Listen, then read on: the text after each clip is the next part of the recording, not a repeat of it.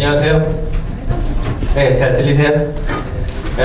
앞에 굉장히 큰 이야기들 많이 주셔가지고 갑자기 AI 얘기를 하려니까 아이고 이게 너무 어려운 얘기를 갑자기 해야 되나? 이런 생각도 좀 드는데요. 비슷한 얘기로 일단 기계와의 경쟁은 AI하고 로봇에 대한 얘기도 있지만 일단 기본적으로 미래의 노동시장에 대한 얘기입니다. 어떻게 우리 일자리들이 변화될 것인가 이거에 대한 부분이고, 아까 송 기자님이 미국이 다시 부상한다는 얘기를 했지만 중장기적으로 과연 그 일자리 관련된 부분이 해결될까는 또 다른 문제거든요. 그래서 그런 부분들이 핵심이 되는 부분이고, 일단 먼저 기술 발전이 어느 정도 지금 되고 있는지, 그리고 AI 기술 관련된 부분들의 패러다임이, 컴퓨터 패러다임이 어떻게 바뀌고 있는지에 대한 얘기를 조금 먼저 드릴까 합니다. 사실 이 기계화 경쟁에서도 제일 크게 이슈가 됐던 이야기이기도 하고, 그 다음에 이렇게 AI가 이제 현실화되는 거를 보여주기 시작한 제일 첫 번이라고 얘기하면 이 왓슨이라는 녀석을 항상 얘기를 합니다. 왓슨이 지금 여기 보시면은 이 프로 아시겠어요? 이게 제퍼디라 그래가지고 미국의 장학 퀴즈 같은 일종의 프로인데, 이 자연어를 얘가 처리를 하거든요. 그래서 말을 알아듣고 우리 말 비슷하게, 물론 이제 한국말 아직 못하니까 영어로만 하는데, 이 슈퍼컴퓨터가 네트워크에 연결돼서 이 왼쪽에 있는 사람이 켄이라고 아주 유명한 저 사람이 그 퀴즈쇼에서 76주인가 67주인가 1등한 사람이에요. 연속 1주. 그 기록을 갖고 있는 사람이고, 이쪽에 있는 친구는 제가 이름이 기억이 안 나는데 이 사람은 상금 하여튼 기록 최고 보유자입니다. 이 두 사람을 세우고 가운데 이제 왓슨을 집어넣어가지고 왓슨하고 한번 대결을 시킨 거죠. 이 인공지능에 대해서는 IBM이 지금도 그렇고 앞으로도 그렇고 과거에도 그랬고 체스부터 시작해가지고 제일 앞서 나갔었는데요. 보시면 아시겠지만 77,000불 땄고요. 얘가 나머지가 20,000불대를 땄어요. 그러니까 어떻게 보면은 상대도 안 되게 1등을 해버렸습니다. 이거를 굉장히 중요한 티핑 포인트로 지금 일단 기본적으로 보고 있어요. 이 왓슨이 결국 어떻게 됐는지 아세요? 그 뒤에 왓슨이 저렇게 한 지 2011년인데, 그리고 나서 그 다음 해에 병원에 갔죠. 메모리얼 슬론 캐터링 캔서 센터라 그래가지고 뉴욕에 있는 세계 3대 암센터 중에 한 군데 들어가서 이 아이패드에 탑재가 되죠. 아이패드에 탑재가 돼서 종양 내과 의사들을 이제 서포트를 하기 시작을 합니다. 근데 이제 얘가 학습을 해야 되는 거거든요. 이게 컴퓨터가 이렇게 이 AI로 갔을 때 컴퓨터가 어떻게 달라지냐 하면은, 그동안에 우리가 알고 있는 컴퓨터는 뭔지 아세요? 계산기입니다. 계산기는 정확하게 수많은 데이터를 빨리 계산해서 답을 내는 것까지 하는 거예요. 근데 인간 보세요. 인간은 어떻죠? 느리잖아요. 왜 느리지 아세요? 인간의 브레인이 10Hz거든요. 대충 10에서 한 20Hz예요. 근데 CPU가 몇 Hz 나오죠? 1GHz거든요. 그러니까 상대가 안 돼요, 기본적으로. 근데 우리는 숫자가 많아요. 이게 빌리언 단위로 이 프로세서가 있으니까 숫자가 많이 병렬 처리를 하기 때문에 속도는 굉장히 늦는데 굉장히 다양한 직관을 가지고서 유연한 사고를 하는 게 인간의 지능이거든요. 그게 컴퓨터는 죽어도 못해요. 그동안 지금까지 우리가 알고 있는 바로는. IBM 왓슨은 어떻게 시도를 한 거냐 하면은, 굉장히 많은 연산자하고 굉장히 많은 CPU하고 굉장히 많은 데이터를 이용해서 비슷하게 흉내내 보려고 하는 거예요. 일단은 여기가 1단계입니다. AI 1단계. 이걸 하면서 이제 학습 자료만 주면 그걸 학습을 해가지고 점점 잘해요. 그래서 아까 제퍼디가, 저 제퍼디 준비 기간이 한 몇 개월 됐어요. 그러니까 IBM이 공부를 해야 될 거 아니에요. 왓슨이 공부를 해야 될 거 아니에요. 공부하고 시험 보러 간 거예요. 우리 퀴즈 아카데미니 이런 거 할 때도 책자 주는 거 아세요? 그냥 하지 않거든요. 책자 주고 공부하고 가서 퀴즈 컨테스트 하듯이 그렇게 한 거예요. 이번에 이제 의료에 갔을 때도 똑같은 거예요. 병원에다가 진료외과 의사한테 IBM이 이제 태블릿 형태로 따라다녀요. 그러면 이제 마치 우리 수련이한테 가르치듯이 너 이거 좀 공부하고, 그다음에 이 논문 찾아보고, 그다음에 이 책 보고, 이렇게 지시를 하고, 환자 진단 보고, 그럼 이 환자 지금 어떻게 됐고 이렇게 해야 될 것 같아, 이런 식으로 가르쳐요. 그렇게 한 1년 했더니 지금 수준이 어디까지 올라갔냐 하면은, 지금 수준이 전문의 수준을 넘어섰다는 거죠. 그래서 지금은 이제 물어보죠. 이 환자 어떻게 했으면 좋겠냐. 그럼 얘가 끼리릭 해가지고 1번으로 70%로 항암제 A를 처방해야 될 것 같고 2번으로 20%로 항암제 B를 처방해야 되고 이런 식으로 나와요. 그러면 그거를 오다를 내립니다. 오다를 내리는 어떤 이런 수준까지 와 있어요 지금. 심지어는 제가 굉장히 격상실감을 느낀 게 메모리얼 슬론 캐터링 캔서 센터에서 드디어 작년 말에 광고를 시작했어요. 어떤 광고인지 감이 잡으세요? 네, 메모리얼 슬론 캐터링 캔서 센터. 원래 이제 암센터잖아요. 병원이 제일 지금 잘 나간다라고 한다면은 어떻게 광고를 해야 되겠어요? 우리 병원에 정말 세계 최고의 의료진이 있습니다. 이래야 되잖아요. 그죠? 어떻게 얘네들이 광고하냐면은 우리 병원은 세계 최고의 의료진도 있지만 IBM 왓슨이 같이 진료한다라고 나와요. IBM 왓슨이 그만큼 실수가 적고 그와 관련된 것들을 할 수 있다는 뭐 이런 얘기거든요.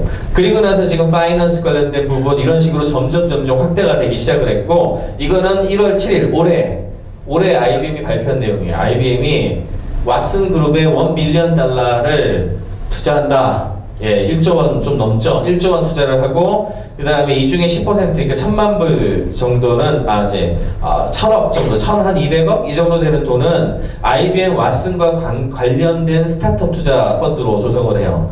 그렇게 하면서 무슨 얘기냐 이걸 다 오픈합니다. 오픈 API 형식으로 오픈을 해서 자연스럽게 굉장히 많은 산업계에서 이 기술들을 활용해서 다양한 혁신이 일어날 수 있도록 하고 2015년에 모바일 버전 출시를 지금 가지고 있어요. 계획은. 2015년 되면 이걸 에이전트 형식으로 다운로드 받아가지고 폰에 가지고 다닐 거라고요. 말을 알아듣는 애가. 다행인 건 한국말을 못해요 아직.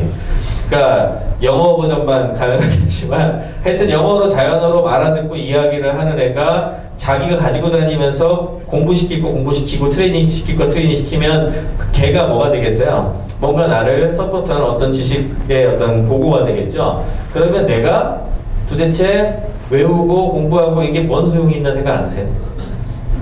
이게 가장 큰 문제가 되는 이유는 처음으로 화이트 컬러 노동자, 소위 말하는 지식 노동자의 시대가 끝날 수 있다는 얘기를 얘기하는 거예요. 그래서 이 부분이 대체가 됐을 때 우리들이 가져야 될 어떤 새로운 어떤 그 직업이나 이런 건 뭐가 될까? 그런 부분들 그리고 앞으로 어떤 식으로 노동이라든지 또는 산업계가 재편이 돼야 될까가 가장 중요한 키포인트입니다. 여기에 이제 좀 더 앞서 나가는 게 이제 달파라고 인터넷도 달파에서 나왔습니다. 미국 국방부의 첨단 기술 연구소라고 하는 곳인데 달파에서 펀딩을 해가지고 하는 프로젝트가 시냅스라는 프로젝트가 있어요. 보시면은 인간의 뇌를 닮은 칩이에요. 진짜로 보시면 이렇게 생겼죠. 코아 이렇게 생겼는데 잘 안 보이실 것 같은데 저 밑에 이렇게 연결을 해가지고 시냅스와 엑손과 뉴런이라고 되어 있는데 이게 뭔 소리냐 하면 인간의 뇌하고 거의 비슷한 구조로 만들어버리는 거예요, 칩을. 지금 현재의 CPU는 뭐죠? 논리로직으로 되어 있어요. 논리로직으로 트랜지스터라고 하죠. 이렇게 0하고 0과 1로 모든 걸 대별할 수 있는 트랜지스터를 집적이라는 걸 하게 되는데 집적을 해서 그게 IC 뭐 이런 걸로 나오게 되고 거기에 얼마나 많은 양의 데이터를 빠르게 처리할 수 있느냐 이게 다예요. 이게 제일 중요한 거라고. 그렇기 때문에 우리가 알고 있는 현재의 컴퓨터가 굉장히 빠른 계산과 굉장히 많은 데이터의 처리 이거를 하기 위한 형태로 칩이 구성이 됐었어요. 근데 지금 이거는 뭐냐면 인간의 뉴런하고 비슷한 방식으로 하게 되면은 이게 안에 우리는 메모리가 따로 있고 프로세서가 따로 있잖아요. CPU가 따로 있잖아요. 인간의 뇌는 어떤지 아세요? 인간의 뇌는 그냥 뉴런 덩어리예요. 뉴런들의 네트워크에 불과해요. 그것은 기억과 우리가 인지하는 것과 판단하는 모든 것이 동시에 병렬적으로 그냥 이렇게 연결되는 그 구조지 연결된 구조 그 자체가 그 패스웨이 이렇게 흘러가는 길 자체가 기억이에요. 너무 다른 거예요. 그런 어떤 인간의 형태를 비슷하게 만들어가지고 이렇게 만든 칩이고 지금 1단계 정도 지금 돼서 프로토타입이 나온 건데 요거는 지금 수준이 어느 정도 수준을 하냐면은 그 퐁이라고 해서 이렇게 다이얼 돌려가지고 탁구 치는 그 게임이 있거든요.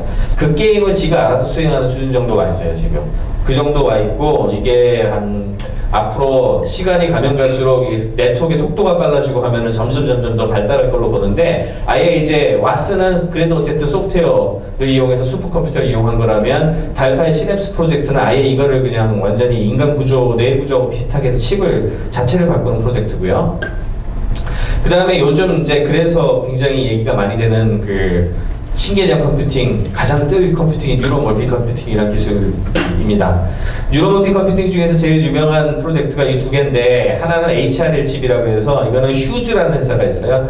그 항공 관련된 쪽 유명한 회사죠. 휴즈 리서치랩의 칩인데, 아까 말한 인간의 뇌하고 컴퓨터 칩하고 또 다른 점, 아까 시냅스, 그 달파의 시냅스 프로젝트 보셨지만 또 다른 점이 뭐가 있는지 아세요? 인간의 뇌는 끊임없이 변해요. 우리의 뉴런이 죽기도 하고 새로운 시냅스가 연결고리가 만들어지기도 하고 끊어지기도 하고 그러거든요. 그래서 경험을 통해 가지고 그 강도에 따라서 지속적으로 변화하거든요.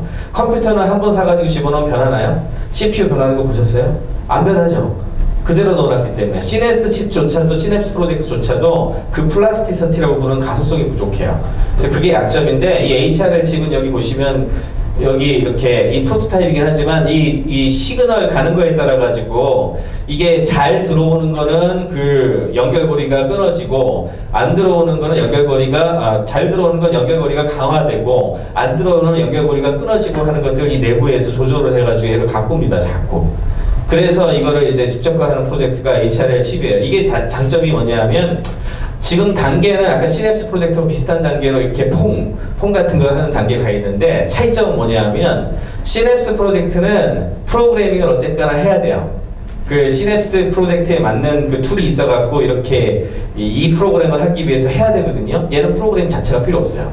딱 하나만 주면 돼요. 어땠을 때 강화, 어땠을 때 약화라는 걸 주면 지가 알아서 학습해가지고 그거에 맞는 반응을 보입니다. 예를 들어 이제 이렇게 그 퐁을 한다 그러면 바가 왔다 갔다 하는데, 그 얘가 맞고 가면은 강화, 놓치면 약화라고 해버리면 얘가 계속 지가 알아가지고 프로그램 필요 없이 학습해가지고 그 행동을 합니다. 예, 그게 이제 그 HRL 칩이 가지고 있는 어떤 뉴로몰픽에 대한 부분이고요. 나머지 하나는 이 레독스 플로우 시스템에 대한 얘기인데, 이거는 IBM에서 역시 개발한 기술인데, 인간처럼 하려면 결국엔 3D로 쌓아야 되거든요. 그래서 굉장히 그렇게 만드는 그 신경세포들을 쭉 쌓아가지고 뇌처럼 만들어야 되는데, 제일 큰 문제가 그 히트, 열 부분에 문제가 생기고요. 그 다음에 또 한 가지는 이 3D로 최적을 쌓아가는 어떤 그런 구조를 만들 수 있는 에너지 공급 어떻게 할 거냐, 이 문제가 생겨요. 항상 에너지 공급을 어떻게 하느냐. 인간의 뇌는 어떻게 하는지 아세요? 인간의 뇌는 왜 3D 구조가 가능할까요? 3D 구조가 이렇게 스택업을 해야 되는데, 이게 무진장 어려워요. 이게 왜 어려운지 아세요? 열이 발산이 안 되잖아요. 얇게 만들어가지고 공기가 가든지 순행식이 되든지 이렇게 해야 열이 날아가는데, 이게 날아갈 데가 없어요. 쌓아가면은. 그렇기 때문에 열 부분이 굉장히 많이 크게 발생을 하게 돼 있고, 그 다음에 합선될 수 있고 여러 가지 복잡한 문제가 발생하잖아요. 전기가 가야 되니까. 그리고 이렇게 많이 집적을 하게 되면은 여기에 100V, 120V 집어넣게 되면 얘네들끼리 또 문제가 생기거든요. 그러면 인간의 뇌처럼 굉장히 로우 볼티지면서 굉장히 저전력이면서도 자연스럽게 갈 수 있는 어떤 그런 구조가 돼야 되겠죠. 인간의 뇌는 어떤 건지 아세요? 인간의 뇌는 혈관에서 피가 가면서 글루코스라고 하는 혈당과 옥시전, 산소가 우리 뇌에 전파가 되죠. 우리 전체에. 액체와 함께, 그죠? 그리고 여기서 처리를 하고 남은 부산물은 어떻게 돼요? 정맥으로 빠져가지고 이렇게 우리가 오줌으로 나가고 이렇게 되는 거잖아요. 그런 식으로 플로우가 가능할 수 있는가가 핵심이에요. 그게 사실은 우리가 이제 피에서 에너지 공급이 되고, 그 다음에 나가는 걸 나갈 수 있도록 해줘야 하는 부분인데, 그게 지금 이겁니다. 이게 일렉트롤라이트라 그래서 어떤 전이차를 가진 것들을 넣어주고서 이렇게 쭉 디시페이션을 시키면 히트는 얘네들이 들고 나오거든요. 우리 뇌가 과열이 안 되는 이유는 여기서 만들어지는 에너지 부산물과 열을 같이 갖고 빠져나오거든요. 계속 그게 순환되는 구조이기 때문에 그래요. 그와 관련된 것들을 넣어가지고 지금 하는 그 파트도 지금 진행이 되고 있어요. 그래서 이렇게 되면은 나중에 이렇게 진행이 돼가지고 결과적으로는 굉장히 인간하고 비슷한 브레인 컴퓨팅 관련된 부분이 가능할 걸로 지금 보고 있습니다. 이게 뉴로멀티 컴퓨팅에 대해서 최근에 인공지능 분야에서 하드웨어, 그냥 소프트웨어 갖고 되는 얘기가 아니에요. 이런 부분들이 굉장히 중요한 혁신을 가지고 있는 부분이죠. 이게 되고 나면 로봇이 이런 식으로 가기 시작하면 로봇도 굉장히 많이 바뀌어요. 저는 작년에 수많은 혁신 기업들 되게 많이 나왔지만 가장 과소평가된 기업을 백스터라고 생각을 하는데, 이 백스터를 보시면 감을 좀 많이 잡으실 것 같습니다. 혹시 클릭될까요? 그 위에? 예, 그게 하이퍼링크가 연결돼 있어요. 예, 벡스터라는 데서 로봇을 리띵크 로보틱스라는 회사에 로봇을 만들었는데 이 로봇이 좀 굉장히 독특한 그 작동을 하는 로봇입니다. 잠깐 한번 보시죠.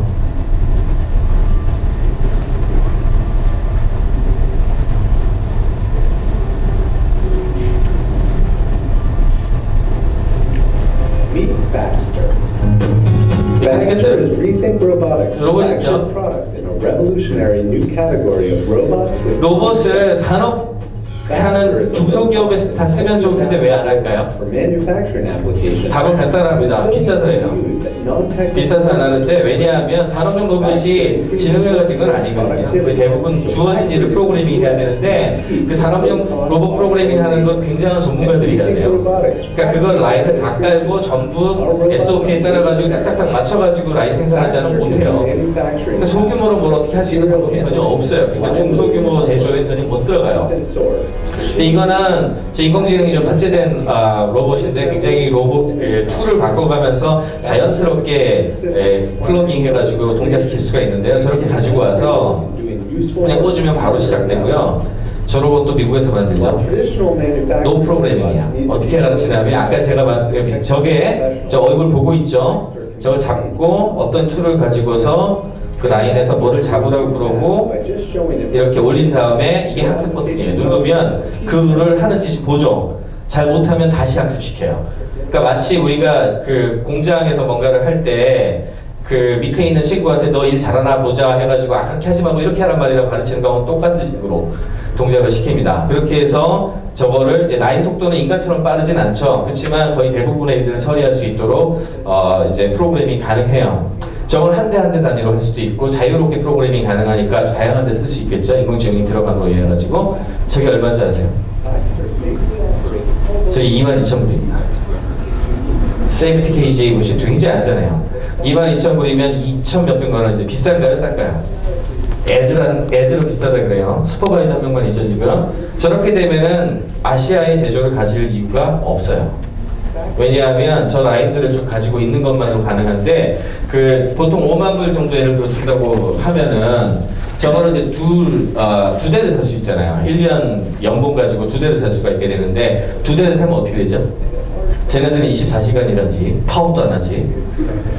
무슨 말인지 이해가 되세요? 속도는 좀 늦지만 굉장히 다양한 형태의 매니팩처링이 가능할 수밖에 없어요. 지금 저 로봇은 주문 받아서 생산하는 게 적체돼 있어서 한마디로 그 오다가 밀려 있어갖고 그 오다를 지금 커버를 못하는 형태로 지금 나와 있습니다. 이제 아마 대량 생산이 되기 시작하면 굉장히 많이 바뀌겠죠. 결국에는 이렇게 피지컬한 거하고 이런 커그니티브, 인지적인 거하고가 같이 결합되는 게 이제 제일 큰 이슈고요. 구글이 왜 로봇 회사를 샀을지는 이걸 보시면 어느 정도 감을 잡으실 수가 있을 겁니다.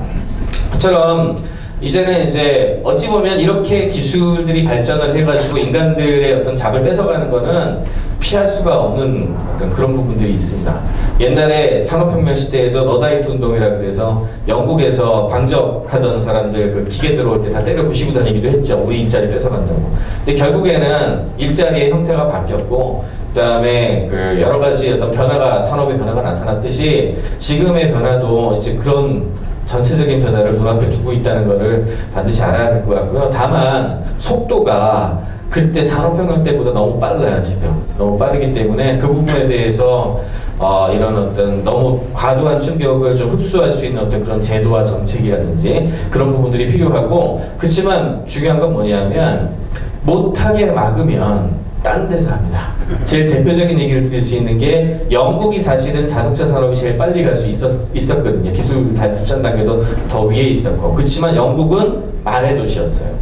말의 도시였고 말을 가진 사람들이 다 기득권을 가지고 있었기 때문에 마차하고 사람들을 보호하느라 규제를 걸었죠. 어떻게 걸었어요? 아시는 분 계십니까? 시속 4km 제한을 걸었죠. 그 자동차의 속도를. 그렇게 하다 보니까 자동차 산업이 전혀 뜰 수가 없게 됐고, 그 반대급부로 미국이 떴죠. 미국은 그에 대한 어떤 부분들이 적었으니까. 그리고 나서 시대가 그리 넘어갔을 때는 어떻게 되죠? 예, 그쪽으로 주도권이 넘어갑니다. 지금은 글로벌 시대라서 여기서 못하게 하면 딴 데 사게 돼 있어요. 왔다 갔다 돌아오기 때문에 그 부분을 갖다 막을 수 있는 건 아니고요. 다만 확실한 거는 그렇다고 무방비로 같이 가만히 있다간 다 망하겠죠. 그러니까 중요한 거는 뭐 이런 대비를 철저하게 하면서 미래를 좀 지켜보는, 그리고 그런 어떤 충격에 대비하는 그런 지혜가 필요하다. 그래서 그에 대한 전반적인 이야기를 했던 것이 이제 기계화의 경쟁의 어떤 이야기가 되겠습니다. 네, 이렇게 마치겠습니다. 네, 그리고 마지막 순서는 이제 저하고 같이 기계화의 경쟁을 번역했던 조선비주 유현정 기자가 이번에 CES를 갔다 왔어요. 그래서 CES의 생생한 이야기를 좀 전해드리도록 하겠습니다. 잠깐 소개를 하고 지금 이제 저는 미래학자 레지 커즈와일의 체스판 후반부 비율을 머릿속에 그냥 넣어야 된다고 생각해요.